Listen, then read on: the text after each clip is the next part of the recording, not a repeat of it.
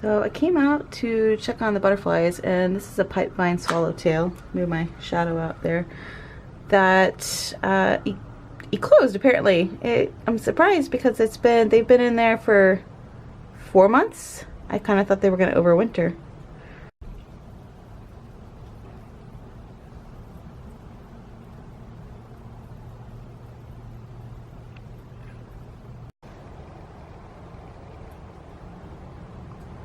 Just hanging on me, and it's got something on its antenna that I'm trying to get off.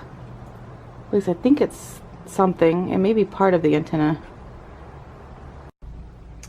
So looks like it just wants to warm up a little bit. I'm not sure what we're gonna do about this thing. Guess I'm gonna put it on a plant and maybe it'll fly off later. Well, it just flew off, so yay, glad that worked. I'm gonna go see which chrysalis it was in here, and there's monarchs that are gonna eclose soon too.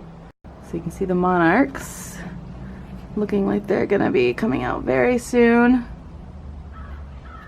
So it was the oddball chrysalis that I was worried about.